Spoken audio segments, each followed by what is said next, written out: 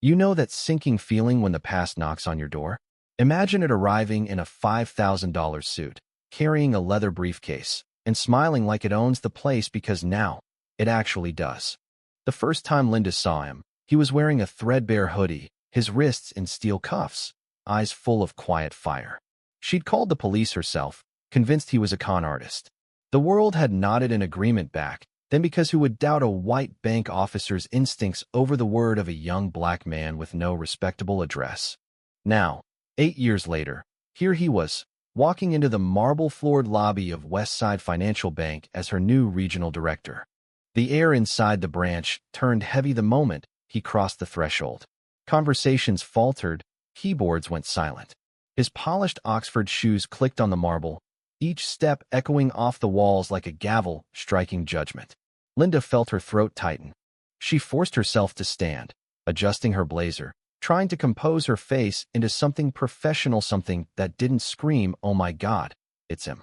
"Good morning," he said, voice smooth but carrying an edge that could slice through steel. "I'm Marcus King, your new boss." He looked around, making brief eye contact with each person in the lobby.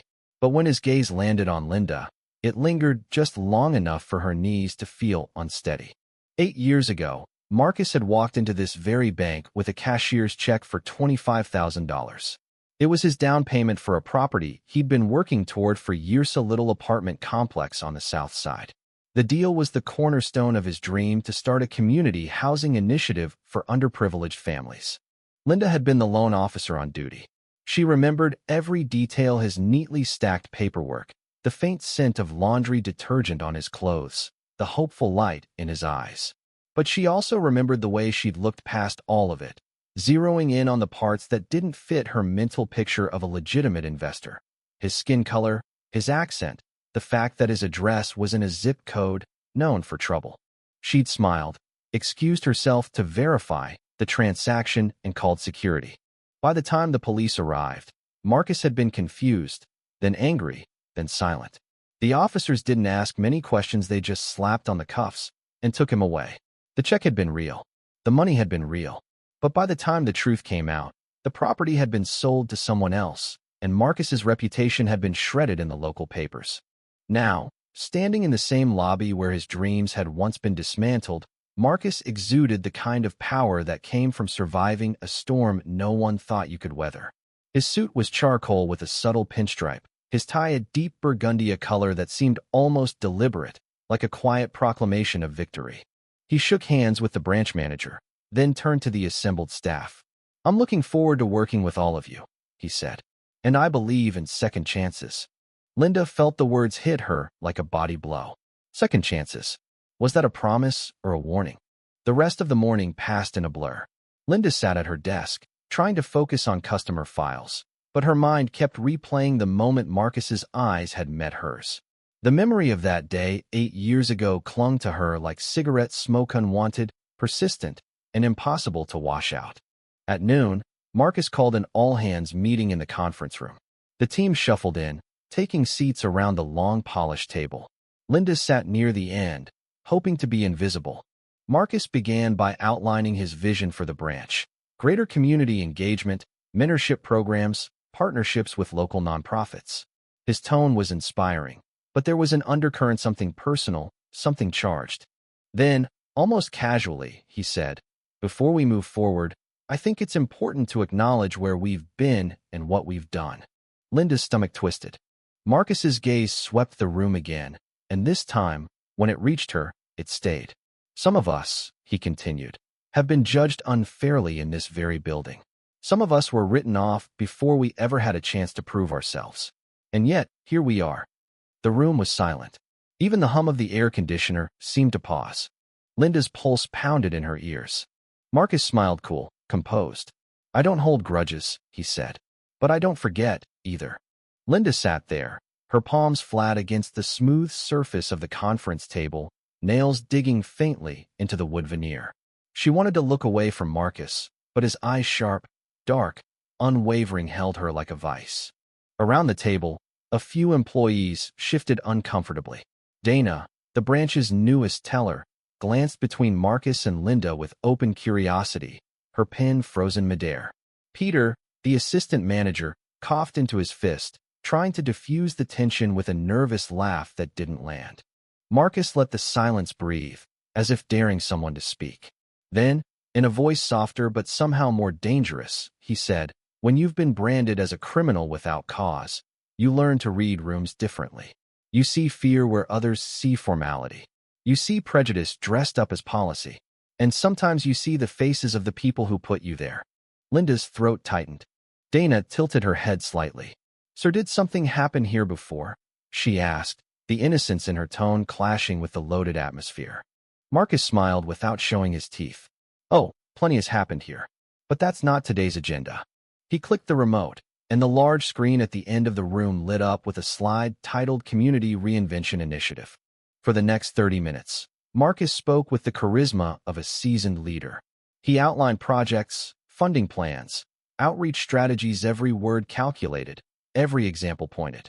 He spoke of restoring trust in the community, rebuilding bridges, and ensuring no one was turned away from opportunity for reasons that have nothing to do with merit. The staff clapped politely when he finished. Linda's hands barely touched. Back at her desk, she tried to focus on a loan application for a local bakery, but her pen hovered uselessly above the form. Memories kept bleeding in. She remembered how young he'd been. Maybe 25. His hands had been calloused but clean, his tone polite. The check had been drawn from a legitimate escrow account. She'd known deep down that nothing was wrong with it. But she had also known the bank's unwritten rules, the subtle cues everyone pretended weren't about race. Better safe than sorry. Her supervisor at the time had told her later, when she explained why she'd flagged him. You don't want to be the one who lets a fake check slip through. And she hadn't wanted that. She hadn't wanted to risk her standing in the bank. So she'd chosen the safe path, the comfortable path, the path that aligned with her coworkers' unspoken biases. Except it hadn't been safe for him. At 3:15 p.m., Marcus appeared in her doorway. "Linda, can we talk?" His voice was even, but there was no mistaking the fact that it wasn't a question. She stood, smoothing her skirt, and followed him down the hall to his office. The blinds were half-drawn, letting in streaks of sunlight that cut across the dark wood furniture.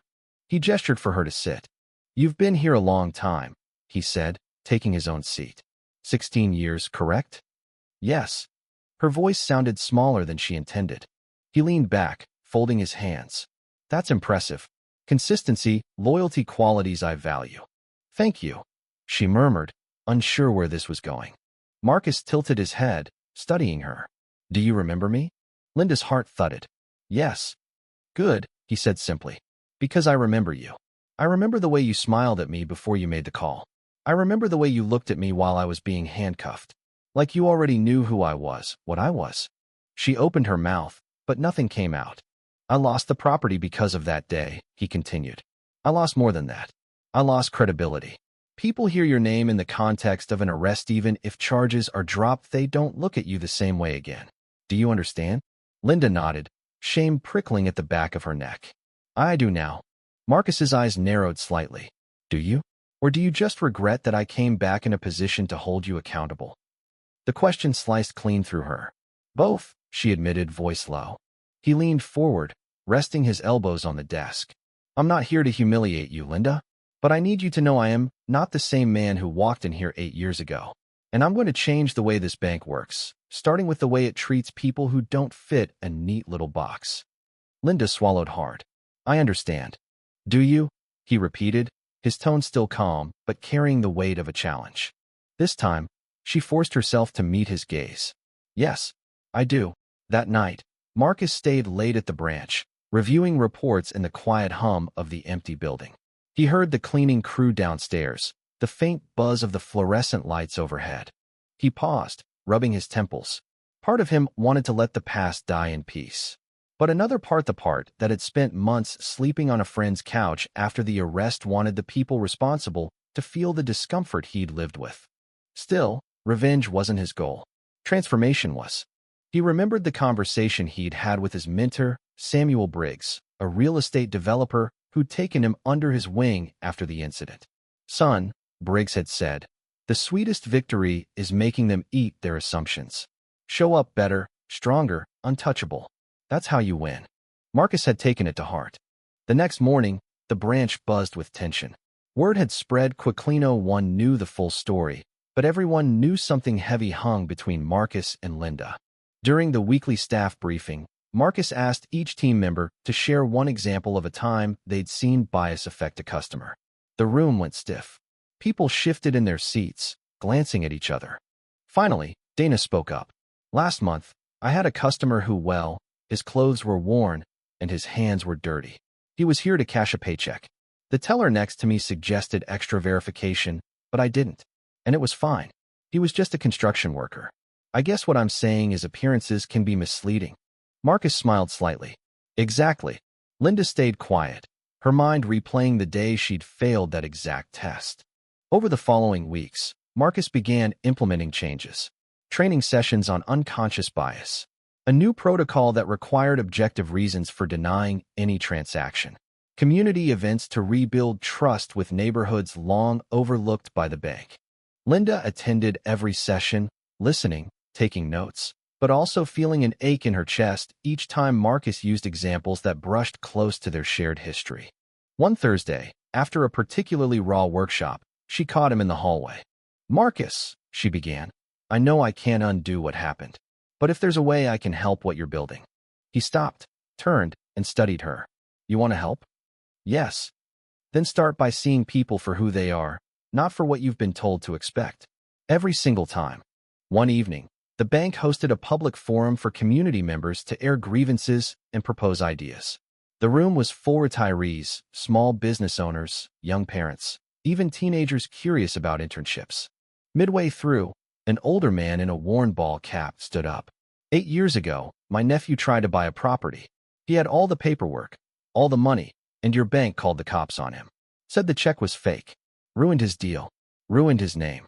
The room murmured. Marcus stood slowly. "I know that story," he said. "Because that man is me." Gasps rippled through the audience. Linda's breath caught. "I'm not here to make anyone relive their worst mistakes," Marcus continued. "But I am here to make sure no one else in this community goes through what I did. That's my promise." The applause that followed was hesitant at first, then grew into something solid, something almost healing. Linda clapped too, but this time, it wasn't polite. It was real. The following Monday began with an uneasy calm. The forum from the previous week still hung over the branch like a charged cloud. Customers were warmer, greeting Marcus by name, and even the regulars who used to treat the staff with clipped impatience now lingered to talk. But behind the glass doors of the employee lounge, the staff whispered. Some whispered admiration Marcus was a force of nature, charismatic and fiercely intelligent. Others whispered something closer to fear. What would he do next? Would old mistakes surface? Linda avoided the lounge altogether that morning, choosing instead to bury herself in the vault inventory. Counting cash felt easier than facing questions she couldn't answer. But Marcus didn't avoid her. At 10:30 sharp, she felt a presence at her back. "Walk with me," he said. They stepped out into the crisp morning air, the city street humming with commuters and distant construction noise. Marcus led her 2 blocks to a small cafe. Inside, the air smelled of fresh espresso and buttered croissants. Once they were seated with their drinks, Marcus leaned forward, forearms resting on the table. "Do you know why I asked you here?" Linda shook her head. "Because this isn't about you and me anymore," he said. "It's about what happens next." She blinked, surprised. "Next? I can't change the day you made that call. I can't change the hours I spent in a holding cell wondering if my life was over. But I can decide how we move forward. And I want you to be part of this if you can be honest." "Honest?" she repeated. He nodded. "Not the corporate version of honest. Not the, 'I'm sorry if you felt offended' kind of honest. I mean real. Why did you do it?" Linda's stomach nodded. Because you didn't look like someone who should have that kind of check. That's the truth. And I told myself it was about protecting the bank. But," she broke off, ashamed to even hear herself say it. "But it wasn't," Marcus finished for her. She nodded, eyes on her coffee cup. "It wasn't." Marcus didn't flinch. "That's what I need you to remember every time you sit across from a customer. Not because I want you to drown in guilt, but because the day you forget, it'll happen again to someone else." Back at the bank, word spread that Marcus had been meeting privately with each employee. Some came out of those meetings looking inspired.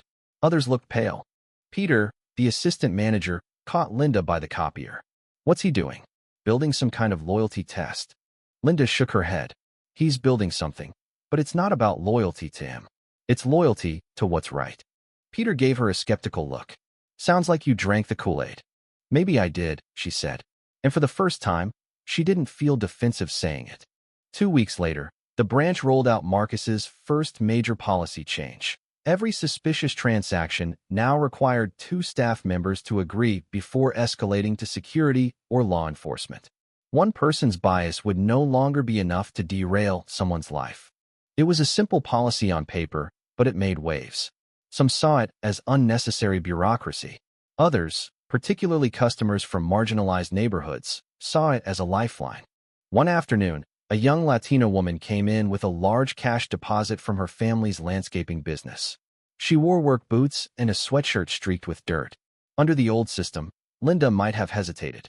She felt the flicker of that same old instinct, the one that looked at appearances before facts. But then she remembered the cafe conversation. She remembered Marcus's voice. The day you forget, it'll happen again. So she smiled, verified the deposit, and processed it without hesitation. When the woman thanked her and left, Linda realized her shoulders felt lighter. That Friday, Marcus called another meeting. Today, he began, I want to talk about impact. About how the decisions we make here ripple far beyond these walls. He clicked to a slide showing 2 photographs side by side. On the left, a rundown apartment building with boarded windows. On the right, a renovated community center bustling with activity. This, Marcus said, pointing to the first photo, is what happens when we close doors. And this, pointing to the second, is what happens when we open them. He didn't have to say it, but everyone in the room knew the first photo was the building he'd tried to buy 8 years ago.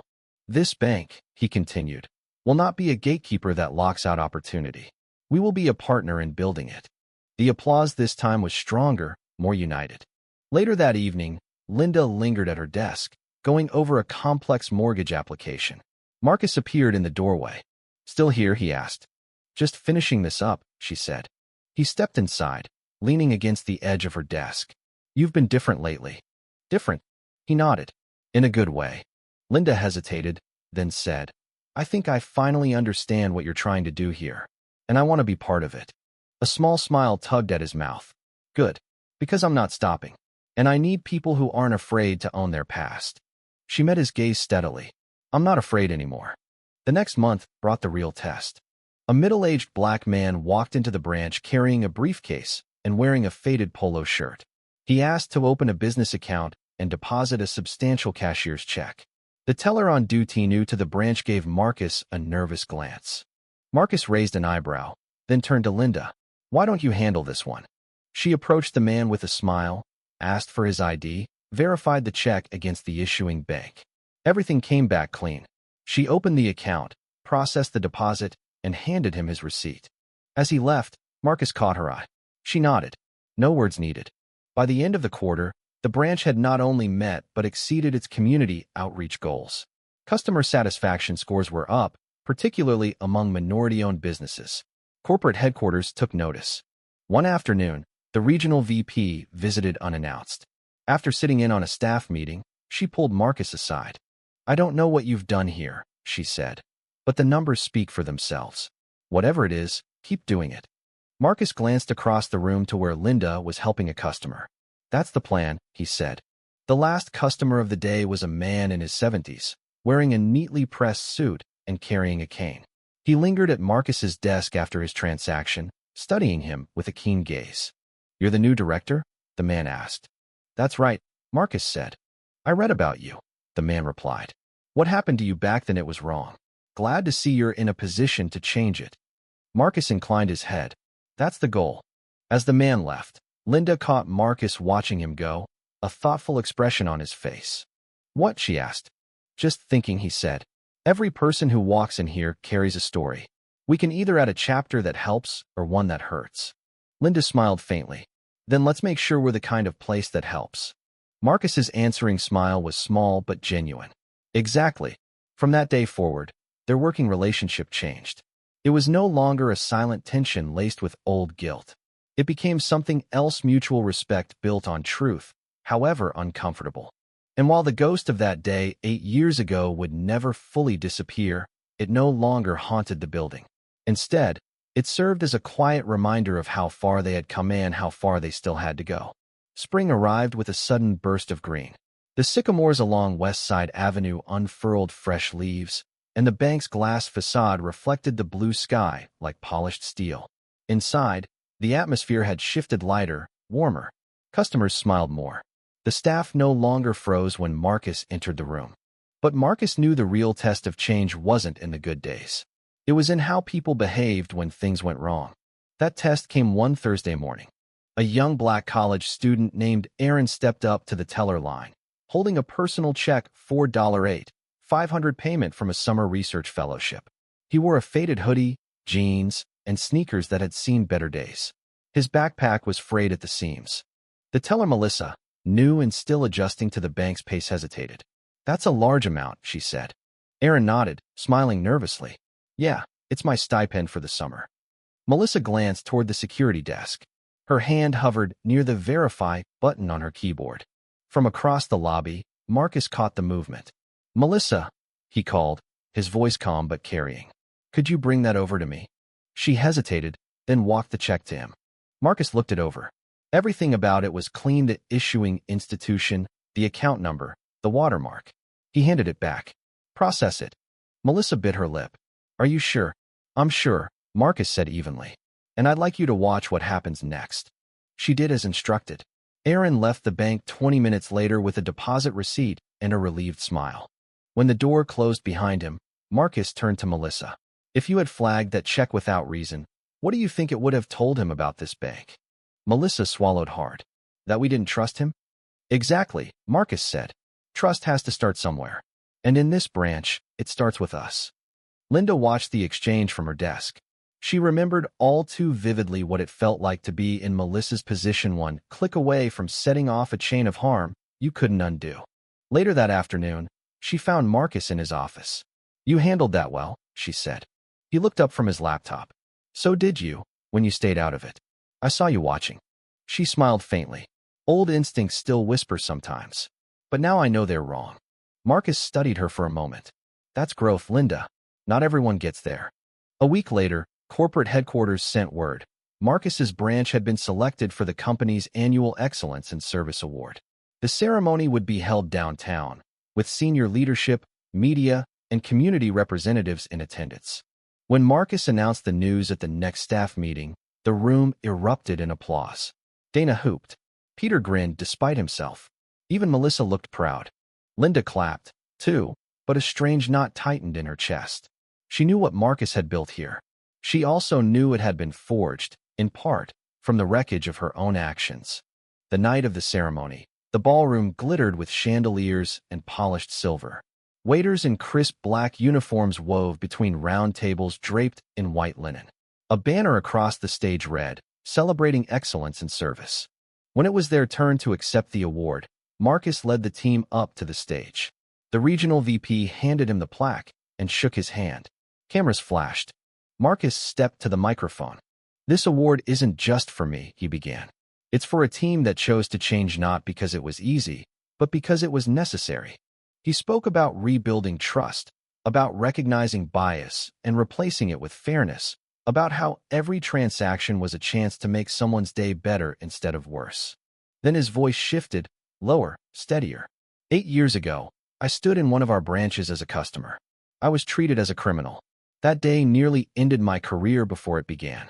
But here I am, standing before you, because someone gave me a second chance and because I decided to give this place one, too. Gasps and murmurs rippled through the crowd. Cameras clicked faster. Marcus didn't name Linda. He didn't have to. Those who knew, knew. Those who didn't, only heard the message. "I believe," he concluded, "that second chances aren't just for individuals. They're for institutions, too. And this branch has proven that change is possible if you're willing to own your past and fight for a better future." The standing ovation was immediate.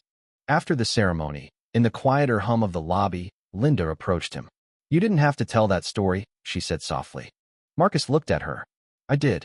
Because it's not just my story. It's the bank's. And it's yours, too." Her eyes glistened. Thank you for not using it to tear me down. He shook his head. You tore yourself down that day, but you built yourself back up since. That's why you're still here. She let out a shaky laugh. Guess that's my second chance. Marcus smiled. Guess so. By summer's end, the branch had become a model for the region. Other managers visited to learn the new protocols. Community leaders spoke about Westside Financial Bank at neighborhood meetings not as a cautionary tale, but as a partner. Linda continued to work there, not because she had to, but because she wanted to see the transformation through.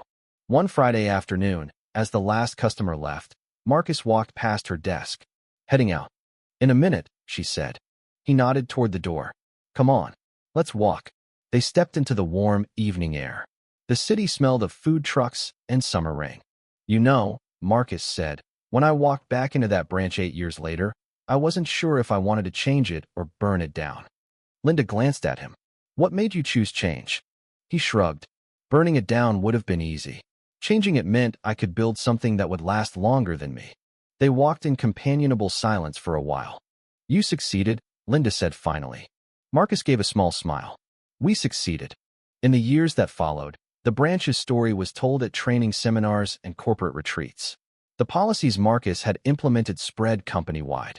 And somewhere in the footnotes of that success story was the quiet truth.